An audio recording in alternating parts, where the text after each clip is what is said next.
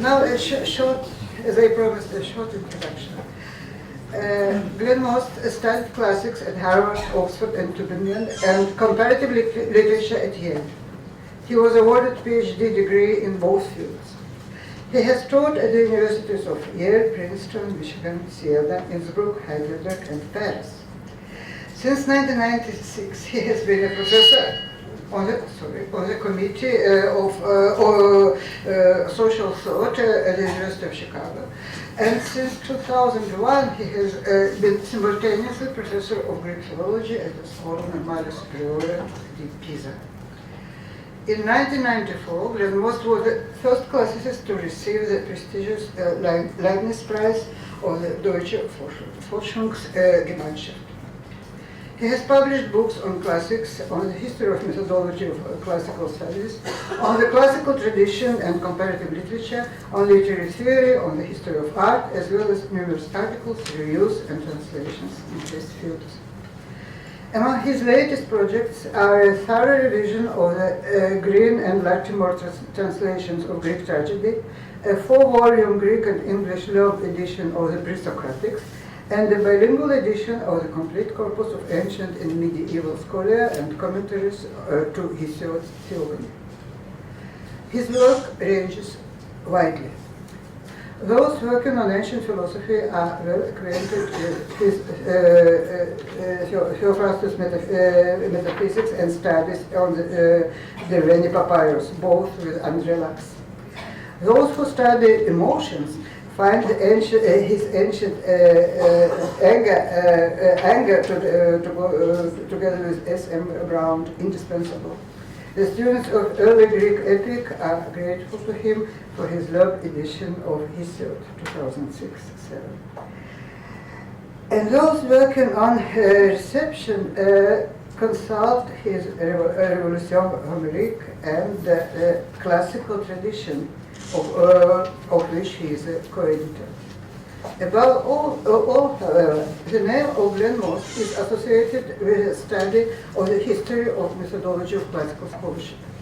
He is one of the editors of the influential English translation and commentary on the Wolff's Prolegomena ad Homerum, 1985, and he translated and edited an important study by Sebastiano Timpanaro, The Genesis of Lachmann's Method. He is justly famous for the monumental 5-volume series consisting of collecting fragments, Fragmente, Sammeln, editing text, Edieren, commentaries, Kommentare, Historisierung, and disciplining classics, Altertumswissenschaft als Beruf, published between 1998 and 2002. All this makes him uniquely qualified to speak to us today on the topic that concerns us all, namely the rise and fall of Quellenforschung. Professor Most.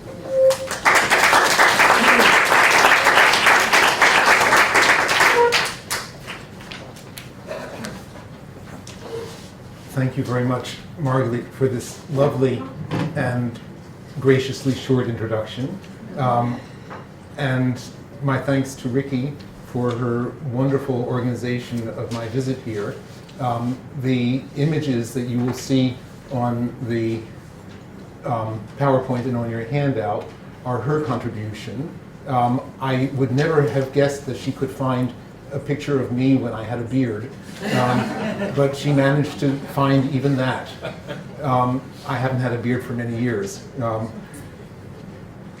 My thanks to your society for having invited me. This is my second time in Israel, my second time in Tel Aviv, and it's a wonderful place to spend one's birthday. Tell me if I'm speaking too loud or too soft or saying things that are too uninteresting. If you stop understanding what I'm saying and you're very happy with that, then don't make any indications. A century ago, one of the most important modes of research in the professional study of Greco-Roman antiquity, as well as in a number of other fields, was a recently developed specialty called by its admirers, back then it had no opponents, Quellenforschung.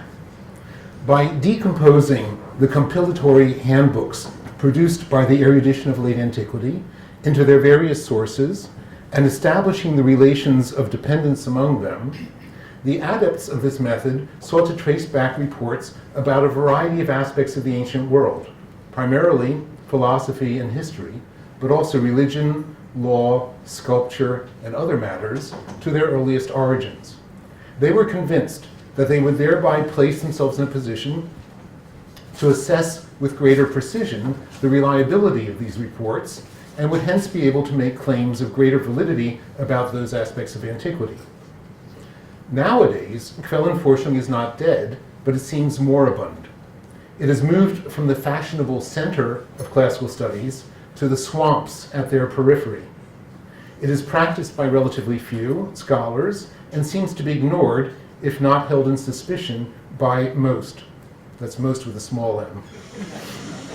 Yet, until recently at least, many of the results experts in this field obtained over a century ago have continued to provide a seemingly solid foundation for studies in a wide variety of scholarly disciplines within classical scholarship and beyond it in related and dependent areas of research for which classical scholarship seems itself to have functioned as a kind of source.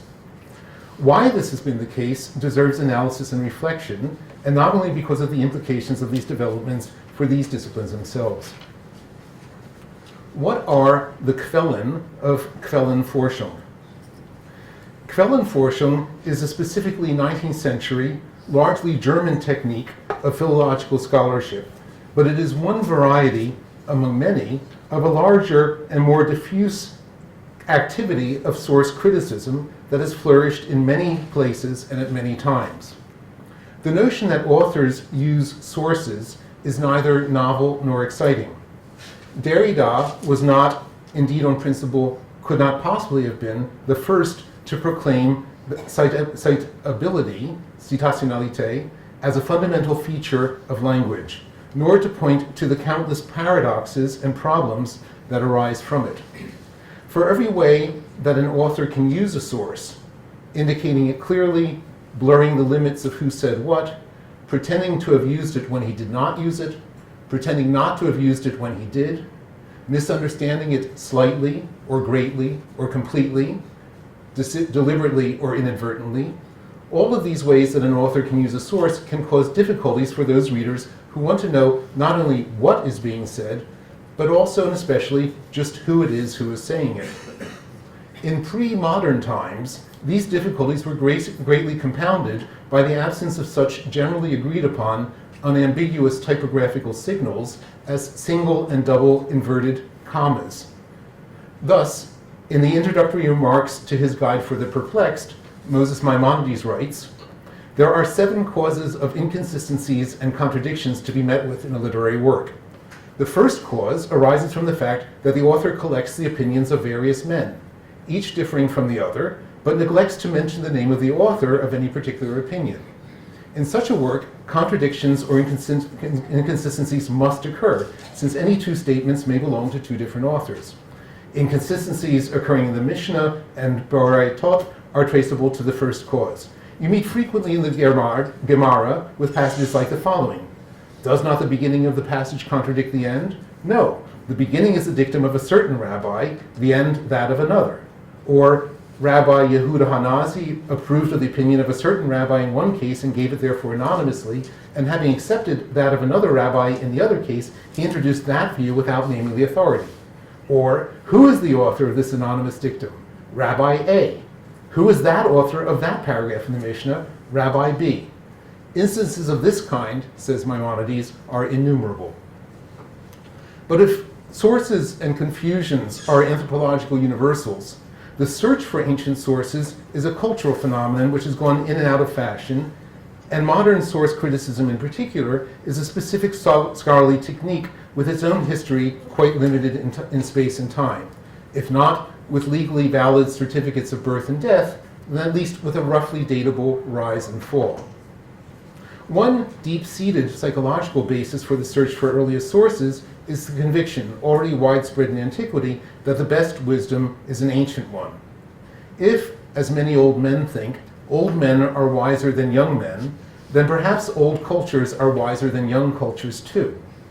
It was above all during late antiquity that Chaldean oracles, Orphic poems, Hermetic revelations, Pythagorean speculations, and other genuinely preserved or more often piously forged texts satisfied a need concentrated in but by no means limited to the Stoic and especially Neoplatonist philosophers for primitive sources of a wisdom uncontaminated by and hence redemptive of everyday realities. A direct affinity links this attitude with that of the Renaissance Neoplatonists, who, when they rediscovered Plato in the 15th century, read him through the lens of his late ancient commentators, and inherited their antiquarian tastes, magnified now by the further historical distance. Pico della Mirandola, for example, uses a sophisticated source analysis both constructively in the 900 Theses for which his oration on the dignity of men was intended as a preface, and which, derived from the comparison of surviving ancient philosophical texts, represented what these had in common and must presumably therefore have served as their ultimate sources, and also critically in his last work, an unfinished polemic against astrology, in which he tried to demonstrate that this was not after all science by investigating its origins and reducing it to its sources. Some other Italian Renaissance humanists, above all Politian, made significant contributions to the practice of source criticism, but it seems thereafter not to have been immediately taken up in general, but with some exceptions, like the study of Roman law, to have lapsed instead as a dominant mode of historical research for about 2 centuries. It was not until the Pyrrhonian skeptics of the latter 17th century that the general distrust of historical documentation and the search for new methods for validating, and especially for falsifying, ancient claims brought the question of the lost sources for extant documents to the forefront of scholarly attention. It is in this context, and above all in the theological scholarship of the 18th century, that both of the two ultimate Quellen of 19th century Quellenforschung are to be found. For in fact, Quellenforschung is methodologically a Siamese twin, whose two interdependent halves have slightly different characteristics and pedigrees. On the one hand, source criticism seeks to break apart the transmitted ancient texts that their authors went to so much trouble to weld together out of the various sources they consulted. Such an analysis, which we may term deconstructive, attentively examines the text for any evidence of errors or inconsistencies, self-contradictions, variations in language or style, anachronisms, etc., which could suggest that different parts might have derived from different sources. Yet at the same time, it retains a conviction of the great value of that text despite its evident defects. Precisely this fragile combination of rational analysis and stubborn faith is a characteristic feature of some religious traditions based upon a sacred text. And it was above all in the Hebrew Bible that the Enlightenment found ample opportunity to exercise its skills in this deconstructive variety of source criticism. By careful analysis of textual anomalies, Spinoza was able to demonstrate that the Pentateuch could not possibly have been written by Moses, but only by someone else who had lived much later, perhaps Ezra. He thereby, in effect, replaced the notion of a unified text, created all at once in a single act of divine afflatus, by the image of a lengthy historical development involving contributions and modifications from different periods that were pursuing different interests. So too, Spinoza analyzed the book of Daniel into one part derived in the Maccabean period from Chaldean writings, and another written by Daniel himself. Spinoza suggested that some later editor must have put these parts together and published them. But it was above all Heinrich Bernhard Witter and Jean Astruc who, in the early 17th century, argued that the Pentateuch is a heterogeneous compilation. Astruc's analysis of the text into Moses' 3 sources, Memoir A, which calls God Elohim, Memoir B, which uses the term Jehovah, and an additional Memoir C, further subdivided into 8 rubrics, was at first dismissed by such scholars as Johann David Michaelis, but by the last quarter of the 18th century had won acceptance, especially by the Göttingen specialist for the Hebrew Bible, Johann Gottfried Eichhorn. It was in turn Eichhorn's work which went on to serve as a model for Friedrich August Wolff's Prolegomena ad Homerum of 1795, in which the discrepancies and anomalies of the transmitted Homeric text were taken as evidence that it had been compiled out of earlier, originally independent songs, and had acquired its present form in the course of centuries of transmission and modification. Wolff's authoritative transference of deconstructive source criticism from the founding text of the theologians to that of the philologists ensured that the method would become canonical for 19th century German classical scholarship. But this deconstructive method is only one of the two sources, for Quellenforschung not only tries to tear apart existing texts, but also to reconstruct lost ones. How can one be sure that some passage in an ancient text B was not invented by that text's author, but was taken over by him from some other text A? Obviously, matters seem simple if text A is still available to us so that we can determine that the two passages are identical. But suppose the earlier text A has been lost.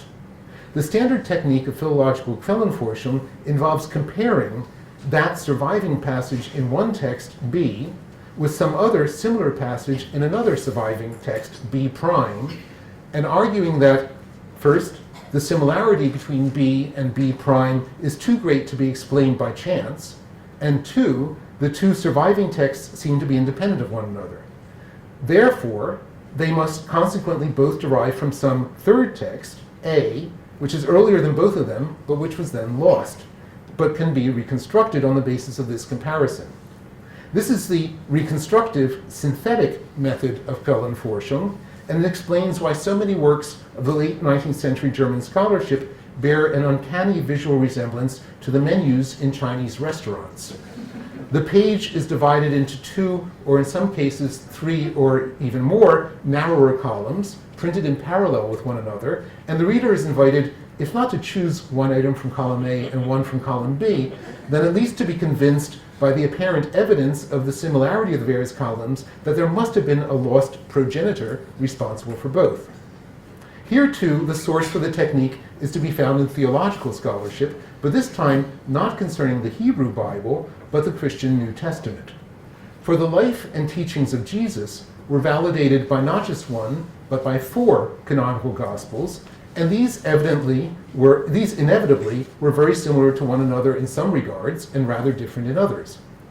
Ultimately, the Chinese menus of German Quellenforschung go back to the synoptic harmonies of the Gospels. Early modern theologians printed the four Gospels in parallel columns, placing reports of the same events next to one another and balancing solitary reports in one or more Gospels by blank spaces in the others. Their intent was to prove the miraculous pre-established harmony of the Gospels and to create a divinely sanctioned megatext in which all the individual reports could supplement one another. Where two reports agreed, they corroborated one another reciprocally. Where one was silent, divine providence had ensured that another would speak. But in the course of the 18th century, the same printing technique came increasingly to produce quite a different effect. Differences between the Gospels began to look like discrepancies, and similarities came to seem less the work of divine wisdom than the product of shared earlier sources. By the end of the 18th century, New Testament scholars like Ritschl had begun the hunt for the lost sources of our Gospels. After all, were not their human authors even closer to the holy events they described than any text that had reached us? The relationship between theology and classics remained quite close through the 19th century. But the fact that the apparent results of source criticism inevitably raised unsettling questions for dogmatic theology meant that it was not until well into the 19th century that the historical critical method could come to dominate biblical studies. The historically composite, derivative nature of both the Hebrew Bible and the Christian New Testament nowadays, most academic scholars are convinced of the historically composite, derivative nature of both the Hebrew Bible and the Christian New Testament. By contrast, Wolff's transference of the method to the field of ancient pagan literature meant that it could flourish there in a theologically neutral atmosphere. In classical studies, Wolff's treatise was immediately hailed as epoch-making and served as a model for numerous other studies. The Homeric Epics were the first and most prestigious test case. Their analysis into the smaller, earlier songs that were thought to have been their direct sources occupied many of the finest minds of 19th and early 20th century German classical scholarship. But in the early decades of the 19th century, the method of source criticism was applied not only to Homer, but to many other problems as well. For example, by Lobeck and Karl Otfried Müller to the analysis of the ancient reports concerning Greek religion, and by Friedrich Welcker to the reconstruction of the history of Sappho's reputation in antiquity, and of the lost masterpieces of Athenian tragedy. Towards the middle of the century, Karl Lehrs programmatically adapted and refined Wolff's method and applied it to the field of ancient scholarship on Greek poetry. Its application to the subdiscipline of ancient scholarship on Greek philosophy by such scholars as Valentin Rosa was only the next step. Diogenes Laertius provides a convenient case study to help us see the attractions, but also the risks of Quellenforschung. Like most prose authors of later antiquity, Diogenes composed his treatise on the doctrines and lives of the great Greek philosophers by compiling, selecting, arranging, and revising the works of his predecessors. After all, by Diogenes' time, many centuries had elapsed since the death of most of the philosophers he was discussing. In many cases, their original writings were very difficult to understand, and many were no longer in circulation, or were very difficult to come by, and the writings that did circulate under their names were often incomplete, textually corrupt, or even forged. And an enormous scholarly literature on most aspects of the questions posed by this vast and heterogeneous material had already developed. Under these circumstances, it would have been irresponsible, even irrational, for Diogenes to refuse to take advantage of the scholarship of preceding generations. In this regard, his situation is not essentially different from our own. But we, unlike Diogenes, are the uneasy heirs of centuries of the gradual professionalization, improvement, and refinement in historical method. Historiography in the ancient world was certainly a less disciplined and consistent activity, and a more amateurish and individualistic one than in ours. So it is evident from the beginning that it would not be fair to try to measure Diogenes' work by the standards of modern scholarship. But even within the terms of ancient scholarship, Diogenes' treatise displays a number of extremely perplexing features. On the level of surface detail, it seems to be rife with incoherences, contradictions, obscurities, and non sequiturs, like this lecture. Its style is rough and inconsistent, and it is chock full of quotations of which it is sometimes less than clear where exactly they begin, and often entirely uncertain where they end. And more generally, it raises at least three fundamental and still unsolved questions regarding its own character and its authors: his date, his philosophical orientation, and his intended audience, for which the information provided by various passages seems to be in flagrant contradiction with other passages in the same work, or with what we think we can know with some degree of certainty about ancient Greek philosophy from other sources. How are such difficulties to be dealt with? Starting in the Renaissance, various strategies were tried out. Simply to ignore the problematic implications of the passages in question, to amend each one so as to produce a more acceptable meaning for it, on the theory that such problems arose not in the head of the original author, but in the hands of subsequent scribes, or to try to explain them away by developing interpretations for each of them. But none of these strategies has been very successful. Ignoring the problems will not make them go away. Many of these passages have proved resistant to scholarly emendation, and the exertions required by attempts to explain away the difficulties have turned out to be far more expensive than any exegetical gain they could provide. What is more, such piecemeal approaches are always hampered by the fact that they trade in hypotheses invented ad hoc to deal with specific difficulties. Would it not be more reasonable to prefer a different kind of approach, one that in one full systematic swoop resolved all such problems at once? Precisely this was the young Friedrich Nietzsche's idea. Suppose the passages that seemed inconsistent with one another, or with what we think we know about Diogenes or Greek philosophy, were written originally not by Diogenes himself, but by his various sources, and that he had then copied them into his own work. If we could determine exactly which sources Diogenes had used for each section of his work, could we not interpret the problematic passages more satisfactorily? And if we could determine which sources Diogenes used, would we not be in a better position to assess the reliability of the information he transmits? By asking these questions, Nietzsche applied to Diogenes Laertius the recently developed and, at the time, extremely fashionable German scholarly method of Quellenforschung. By providing a startling, if specious, answer to them, he launched a brilliant, if brief, academic career. Nietzsche was one of the first to try to resolve such difficulties in Diogenes, not one by one, but systematically, by developing a single coherent and universal theory of the relations between Diogenes and his sources.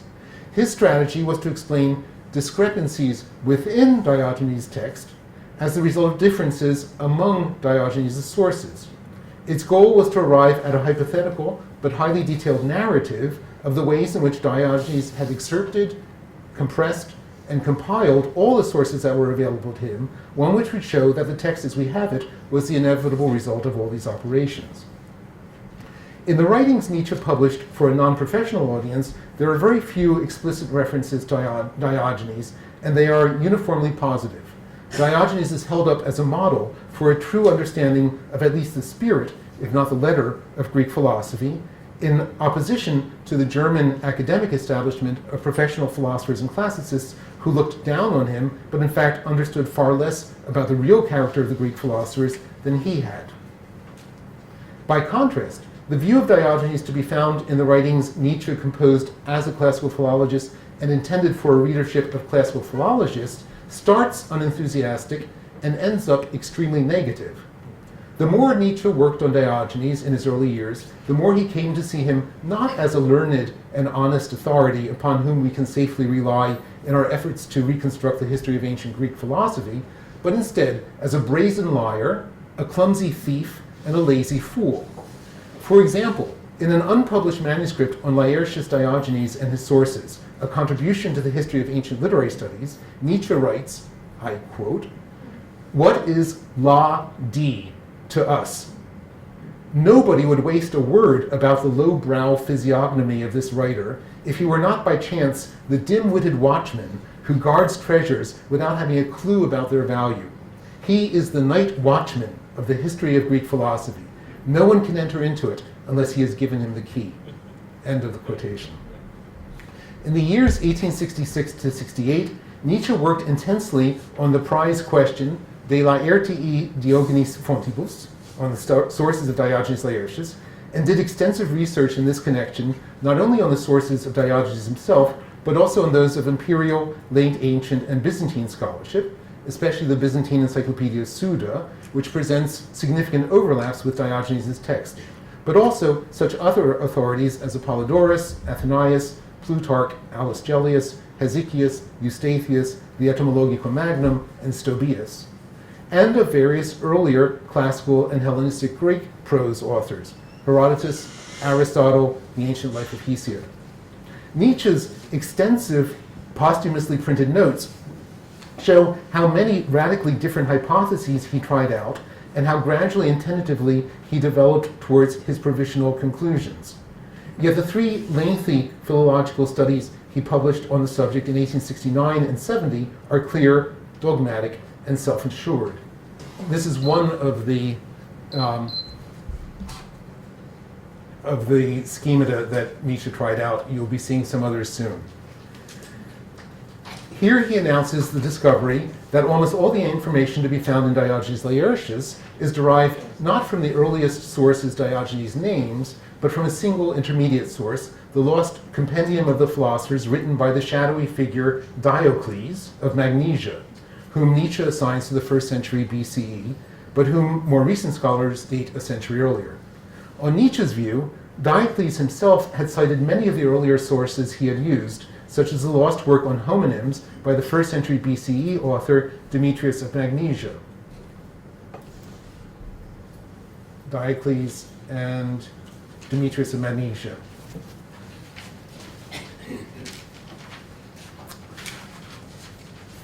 And Diogenes himself had, according to Nietzsche, done little more than mechanically, indeed thoughtlessly, transcribe Diocles' source references together with his data, remarks on dating, etc., into his own work.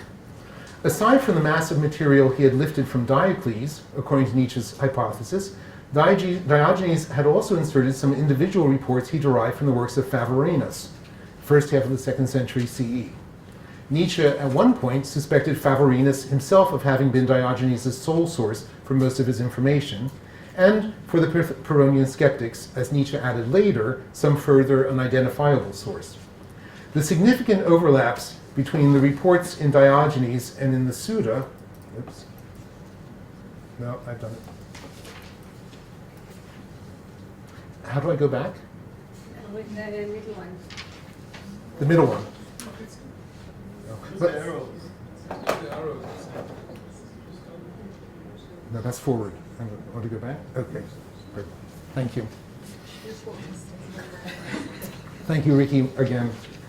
The significant overlaps between the reports in Diogenes and the Suda were due not to the latter having derived its information from the former, as most people think, but to the dependence of both texts upon lost common sources. According to Nietzsche, the real reason Diogenes had written his book was to provide an artificial framework which would justify his republishing the wretched epigrams he himself had composed about the deaths of the philosophers. These had been a total failure with the public when they had first appeared as part of a collection of his miscellaneous poems, and Diogenes was now anxious to find a pretext for republishing them. Nietzsche's analysis was intended to unmask Diogenes not only as a thief who had stolen all the jewels he passed off to posterity as his own, but also as a writer so stupid that he did not notice that many of the sources he was transcribing made statements about chronology and philosophical orientation that became nonsense when he took them over unchanged into his own work. No doubt, partly in order to emphasize both the significance and the brilliance of his own research on Diogenes, Nietzsche exaggerates both Diogenes' importance and his stupidity. He reaches this conclusion partly by closely analyzing some of the very same problematic passages that had occupied the attention of earlier scholars and have continued to bother later ones, partly by uncritically accepting as fundamental methodological principles 4 suspicions about Diogenes as a writer and as a person. First, somnolence. Over and over again, Nietzsche asserts that Diogenes must have been half asleep when he excerpted his sources. Evidently, Diogenes had transcribed so much that he simply became quite tired and kept on copying things out that were irrelevant or false without even noticing that he was doing so. Second, indolence. Nietzsche prefers to assume fewer sources rather than more sources. He imagines Diogenes to have been a man so lazy that he stayed with one source as long as possible and only moved on to another one when this became absolutely necessary. Third, second-hand erudition. The more learning Diogenes flaunts, the more Nietzsche presumes him to have actually derived his knowledge from intermediate sources rather than from his own reading of the sources he names. And fourth, deliberately misleading references. According to Nietzsche, Diogenes always takes care to mention somewhere the authors he has copied so that he cannot be accused of having suppressed their names altogether. But in order to mislead the reader, he takes just as much care to mention them only in passing, for the sake of minor details, and usually so as to disagree with them.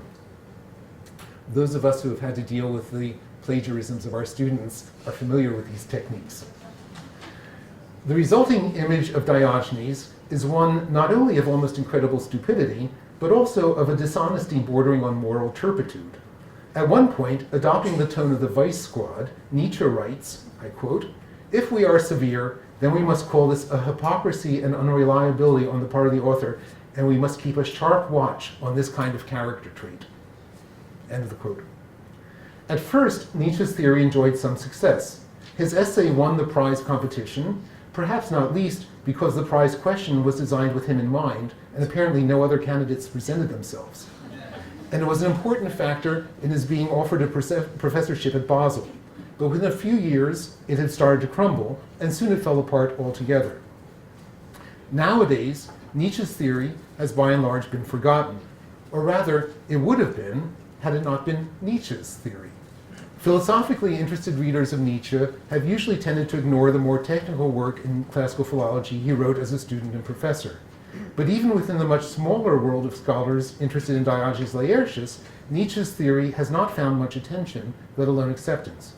Nor is this hard to understand, for even though his hypothesis cannot really be disproven, it is not only liable to various objections in detail. For example, Nietzsche's theory about the central importance of Diocles encounters grave difficulties if we date Diocles not as Nietzsche did to the 1st century BCE, but instead, as most scholars do now, a century earlier. Worse, Nietzsche's theory also has a fatal methodological flaw. For to claim that Diogenes merely took over mechanically most of his information from Diocles means that the text that we actually possess, Diogenes's, is denied any intellectual value and philosophical merit on its own, while these qualities are attributed instead to a different one, Diocles's, that we do not possess and about which we know almost nothing whatsoever. This means not solving the problems posed by Diogenes, but instead, as they say in America, just kicking the can down the road. In fact, the rise and fall of Nietzsche's theory about the sources of Diogenes Laertius is merely a symptomatic small chapter in the larger story of the rise and fall of 19th century Quellenforschung as a whole. The wave of the popularity of this particular mode of source criticism, which began at the very end of the 18th century and started to crest in the middle of the 19th century, was already subsiding in the first half of the 20th century. Nowadays, few scholars practice the method, though many continue to make use of its results. So we can understand why Nietzsche's hypothesis has largely been forgotten, except by specialists. But this is regrettable, not because Nietzsche's theory has a high probability of being correct, but because his incisive analytic intelligence and his lively and hyperbolic rhetorical style help us to see more clearly why the version of Quellenforschung which he practiced could seem so attractive not only to him and to his immediate readers, but also to generations of philologists, even though it could only occasionally achieve really convincing and permanent results. Quellenforschung was not only a specifically 19th century variant of the age-old scholarly technique of source criticism, it was also a peculiarly philological variant of a much more widespread development in 19th century culture, the historization of science. Like historical linguistics, historical geology, evolutionary biology, and a number of other contemporary sciences, Quellenforschung sought to bring order into a disparate and inconsistent mass of data by telling a genealogical narrative about the various steps by which these data had gradually come about. Post hoc, propter hoc. The hypothesized diachronic causal relations were thought to guarantee scientific validity even in the absence of any conclusive corroboratory evidence for the actual existence of the postulated origins and phases of development. Quellenforschung was thus part of a wider cultural movement which sought to translate questions of identity into questions of origin. And we can explain part of its fascination in terms of this larger context. But a seduction more specific to the particular discipline of classical philology is likely also to have been at work. Part of what attracted many classicists to Quellenforschung was, I would suggest, precisely what was in fact wrong with Quellenforschung: its evident similarity to the genealogical method of the study of the relations of dependence and affiliation among the manuscripts which transmit an ancient author. This similarity is manifest, but in fact it was misleading, and it necessarily limited the validity of any results it could obtain. The genealogical method of textual constitution is a modern response to a fundamental problem textual scholars have always faced: what to do when one manuscript of some text contradicts another one in its reading in a certain passage. Already in the Renaissance, some scholars, like Kullen, had recognized that in order to assess the value of a manuscript's readings, it is important to try to determine what other manuscript it was copied from, its parent, and with what others it could be associated in order to be classified into a group of manuscripts sharing the same derivation, families. But it was in 18th century New Testament studies that such a recognition first attained not only philological, but also theological urgency. And it is in this field that the implications of such sporadic insights first began to be worked out systematically. Thus, Johann Albrecht Bengel postulated as early as 1734 what he called a tabula genealogica of all the New Testament manuscripts.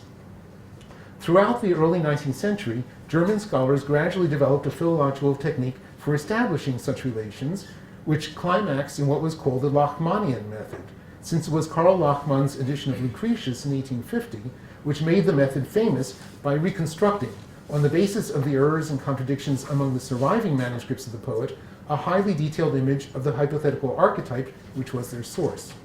Nietzsche himself, as his scholarly writings demonstrate, was an adept of the Lachmannian method. And in his Basel lectures on the Encyclopedia of the Philological Sciences, he explained its importance to his students.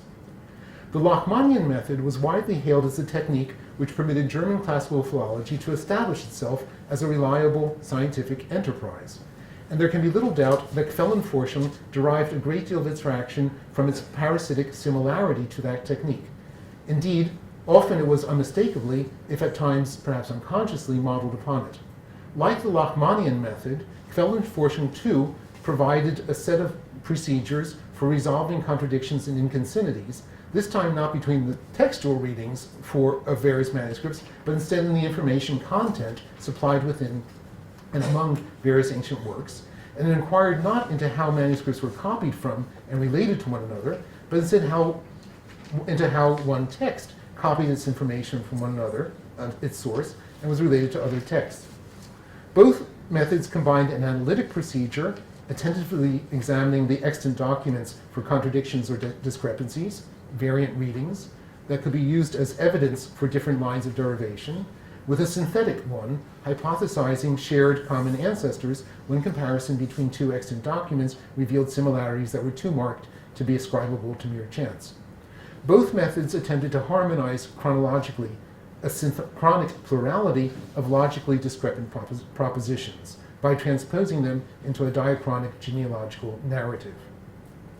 The most graphic, as it were, demonstration of this similarity of method is provided by the numerous charts that Nietzsche, at different points in his research and publications, used to illustrate what he took to be the textual relations among the various sources, almost all of them lost, that went to make up the surviving treatise of Diogenes Laertius. Here's one. You've already seen another. Here's another. Laertius, Favorinus, Diocles, and so forth. These look extraordinarily similar in their schema to the codological schemata with which Lachmann's successors had sought to demonstrate the genealogical relations among the various manuscripts, almost all of them lost in the transmission of a surviving work of ancient literature. This is a textual transmission stemma that Nietzsche worked out for Theognis.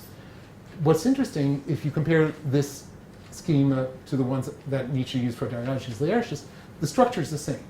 But here, what we have, the extant manuscripts are at the bottom, and what is lost and reconstructed is at the top. So the chronology goes down. Okay? If we look at the source criticism ones, what we have is at the top, that's what's extant. All of these are lost, and the chronology goes upwards. So it's exactly inverted, but it's exactly the same idea. The pool of analogy to the familiar stemmata of manuscript relations helps explain Nietzsche's unquestioning adherence to the methodological suspicions I mentioned earlier. For the author's somnolence ensures that the relation of derivation from source to derivative text will always be one of purely mechanical, transparent transmission. A necessary premise for a wakeful, intelligent author might well alter something deliberately when transcribing a text, and if he did so, it would no longer be possible unequivocally to determine his dependency upon the earlier text. So too, his indolence ensures that there will be as few sources as possible.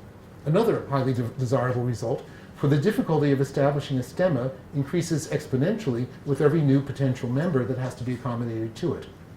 And the two other suspicions meant that the author of the derivative text does not compare reports of earlier sources with one another, but instead is dependent upon only a single proximate source for any item of information. A final necessary presupposition for both the Lachmannian method and Quellenforschung are only possible if codicologists can exclude what they call contamination, the comparison of various sources with one another and the derivation of individual bits, bit by bit, from different sources.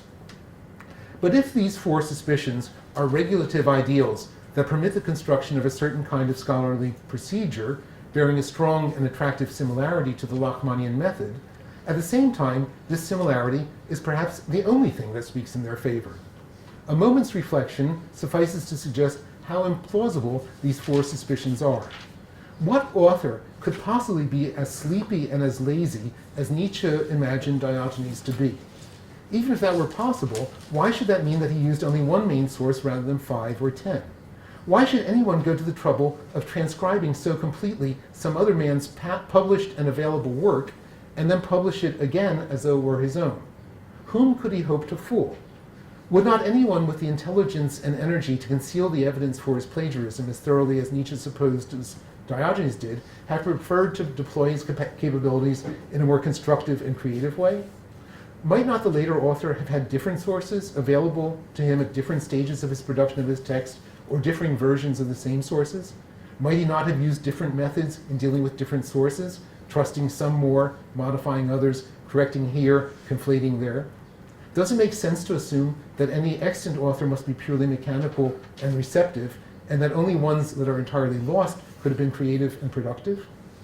Such questions could easily be multiplied further, but the point should already be clear that the only reason for making these presuppositions is not that they have been independently, empirically verified beforehand, but rather that it is only if they are admitted as premises that a certain kind of scholarly practice, which is attractive for other reasons, can be undertaken.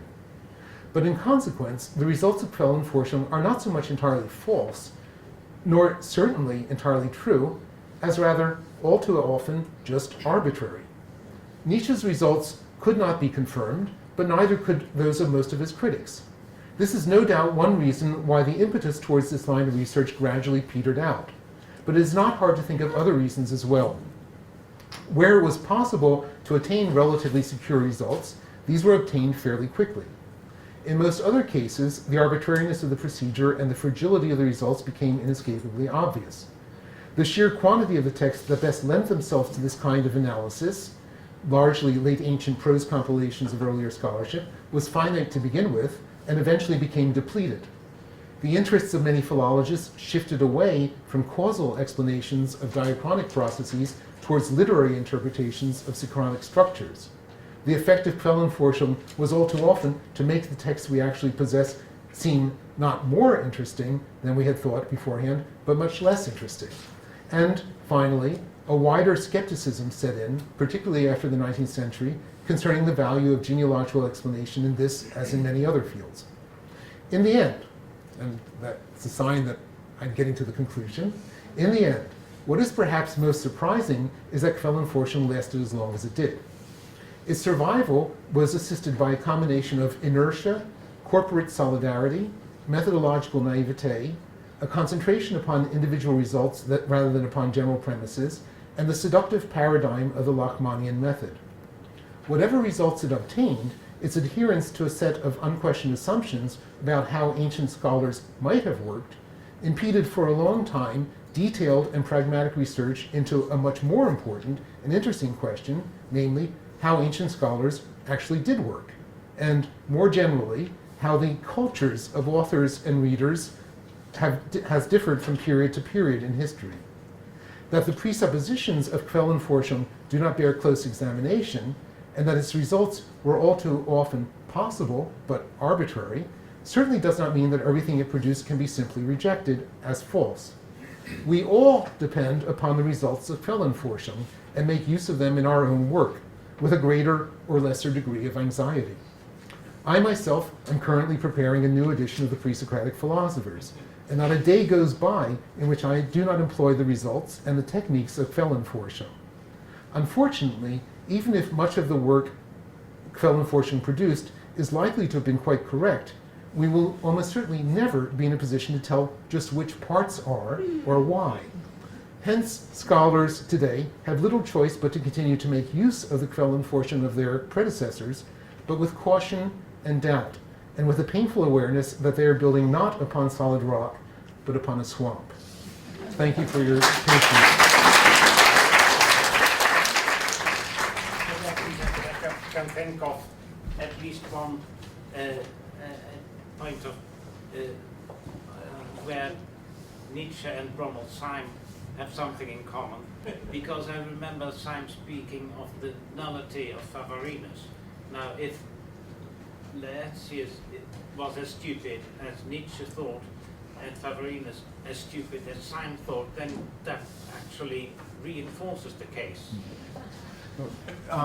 Favorinus has a terrible reputation, mostly in moral terms, because the people who wrote about his life were competitors and not fond of him, and he was accused of all kinds of moral turpitude. I don't think that he was accused also of being stupid, but perhaps a certain degree of stupidity is a form of moral turpitude. But by Syme he was accused of being stupid. Thank you very much. At the very beginning of your talk, I think you mentioned sculpture. Scripture? Sculpture. Sculpture, yes. I'm wondering if the practice of moving back from Roman supposed copies of Greek statues had any influence on this, whether the methodologies were similar, whether they were recognized as similar? The best kind of question is one in which the speaker is given the opportunity to say something that he wanted to say in the lecture but had to leave out for reasons of time. I didn't pay you to ask this question, but I'm delighted that you did. The notion that many of the statues that we have are Roman and not Greek goes back to Winckelmann, essentially, and to Winckelmann's sources. Winckelmann thought that he could tell whether things were Greek or Roman, but he didn't have a very clear sense of it. And for a long time after that, people just said, yes, it must be one or the other, it's probably Roman, but we can't tell.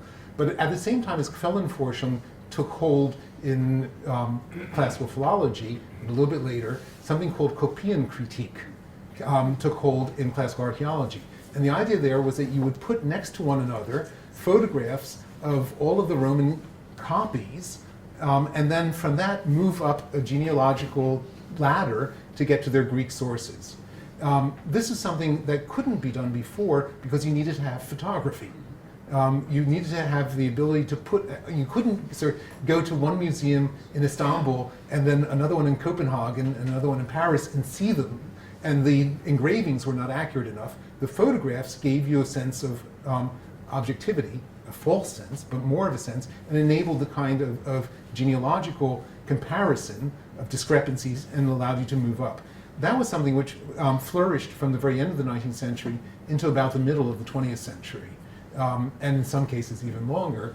And that's a specific German art historical archaeological equivalent, somewhat later than philological Quellenforschung, because archaeology depended upon philology's method. But yes, exactly. Wouldn't you agree that some authors are more subject to this method of Quellenforschung than others? For example, you cannot speak about Quellenforschung of Sophocles. You can, but it will not lead us too far. But Diogenes, yes, and Strabo, and I don't know, Josephus Flavius, authors like that. So it's not universal. No. There are some authors for whom Quellenforschung works quite well. For example, Aetius, whom we don't have, but whom was able to reconstruct with a high degree of probability on the basis of a series of late ancient, very mechanical texts that were amazingly similar to one another. People disagree about the details, but there's no doubt that there must have been something that these had in common. The more creative an author is, the harder it is to apply source criticism to him. Diogenes Laertius is actually a very good case in some regards for source criticism, because I think that the reason that Diogenes Laertius' text is so messed up is that he died before he could publish it. So that what we have is some chapters that are pretty much finished, and other chapters that are just his notes. And somebody put them together, and it wasn't he. So it should be possible to do it. The problem is it's so complex, and there's so many reports, and there's textual corruptions, and so that nobody has yet come up with a model. But precisely the problem in this regard of Quellenforschung was that it worked well for some things, but it didn't work for others. Just as the Lachmannian method works very well for some texts and doesn't work at all for others. Professor, could you maybe elaborate a little on the possible relationship of the Quellenforschung with the Stammbaum theory, linguistic Stammbaum theory, which was even at that time just one of the models available. Yes. Thank you, Hannah. You said that you would ask me a question, and I'm glad that you didn't fall down the stairs first. The connections between the Stammbaum theory of historical linguistics and the Lachmanian method of analysis of text are quite clear. And in fact, Timpanaro and other researchers have found that some of the linguists who developed the theory of Stammbaum had studied the method of Lachmann as students and were consciously applying it from classics, transferring it to linguistics. In the case of Nietzsche and Quellenforschung, I think that by that point, Stammbaum and historical linguistics have become so dominant a theory that you don't have to apply it consciously. It's just in the air. And it's part of the general historization of sciences that one finds in a lot of domains in the latter part of the 19th century. So I think it's connected there, but not as closely connected as Lachmann is to the Stammbaum. Okay. Thank you. Absolutely. You discussed Quellenforschung and putting the emphasis on the results, the theories, the positions that the authors argued for. But what I find more valuable in it is that they really had to pay attention to the text. And you really learn much more about the text often from them than you do from people whose theories might be better. And it doesn't really bother me that the conclusions that they're arguing for are wrong. It just helps you understand the text on a much deeper level. Well, skeptics are always more attentive to the problems in what they're looking at than normal people are. Because they may exaggerate hyperbolically the importance and the impossibility of the things that they see, but they're looking for things. They read more wakefully. In that regard, Quellenforschung people can point you to problems and can show that they're not really easy to resolve, that other people tend to gloss over. And I completely agree with that.